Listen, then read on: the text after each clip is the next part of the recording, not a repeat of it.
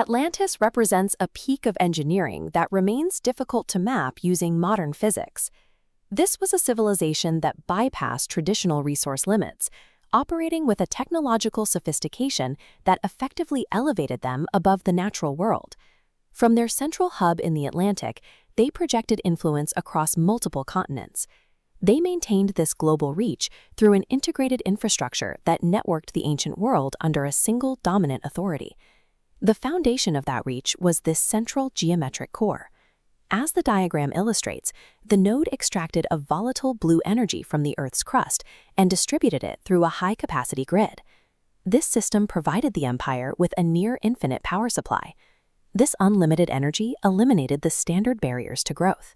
Without the need to compete for arable land or fuel sources, the Atlanteans expanded their population and architecture at a rate that defied the environmental carrying capacity of the era.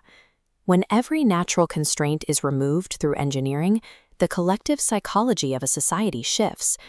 The architects of Atlantis began to view their technological supremacy as a form of godhood, assuming they were no longer subject to the laws of the physical world. This sense of invincibility eventually dictated their scientific policy. Ambition drove their engineers to push the central core far beyond its intended operational load, demanding more energy than the containment systems were designed to regulate. The physics of this decision were clear. This chart shows the energy output crossing a known instability threshold. Once the extraction rate exceeded the core's ability to naturally stabilize, the entire power grid entered a state of irreversible feedback. The physical environment provided immediate warnings. Atmospheric anomalies gathered over the city, and microtremors began to vibrate through the structural foundations of their temples. The planet was reacting to the localized stress on the crust. The Atlantean leadership viewed these tremors as a manageable side effect. Instead of initiating a shutdown to save the city, they prioritized the maintenance of their energy output, choosing to maintain their standard of living over geological safety. This disaster was the result of a specific logic: the belief that a system can be pushed to infinite growth without consequence. When a civilization's survival depends on a power source it can no longer control, the mechanics of its expansion become the mechanics of its destruction. The failure occurred in a single catastrophic moment. The containment field around the core ruptured, discharging a kinetic shockwave that surged through the city's underground conduits. The discharge drove a massive spike of pressure straight into the Earth's crust, forcing the tectonic plates beneath the island to fracture and slide apart. As the landmass dropped into the newly formed rift, it displaced billions of tons of seawater, creating a mega tsunami. On the surface, the destruction was total. Earthquakes leveled the city's monuments from below, while a wall of water liquefied the surrounding shoreline. There was no outside force or natural disaster at play. The civilization was annihilated by the very technology it had built to secure its future. The landmass plunged into the Atlantic abyss with such velocity that evacuation was physically impossible. Within minutes, the capital descended toward the deep ocean floor. During the descent, the increasing water pressure acted as a secondary hammer. Any structural air pockets or reinforced chambers that survived the initial impact were instantly crushed as the city passed the 1,000-meter mark.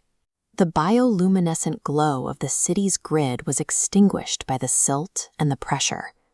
The pinnacle of ancient achievement was replaced by absolute, silent darkness. In less than a day, the most powerful civilization on Earth had been completely removed from the historical record. The extreme depth of the site created a unique preservation effect. In the oxygen-deprived environment of the deep abyss, the ruins were shielded from the biological decay and current-driven erosion that typically destroy shipwrecks and coastal cities. Modern sonar mapping has identified these specific anomalies on the Atlantic floor. These perfect right angles and circular foundations are inconsistent with natural tectonic formations, suggesting a massive, artificial complex buried beneath the silt. Explorers believe these sites harbor more than just stone ruins. They are searching for the dormant energy nodes and reinforced faults that house the Empire's technical knowledge. Atlantis remains as a deep-sea time capsule, holding the physical evidence of a civilization that outpaced its own safety protocols. Current expeditions are driven by the search for the blueprints of that original blue energy core. As modern nations reach the limits of existing renewable power and face their own looming energy crises, this ancient technology is being viewed as a potential industrial salvation. Modern deep-sea submersibles are now capable of reaching these depths, illuminating the gateways to a city that has been hidden for millennia. This search is a reflection of the same ambition that destroyed the city in the first place.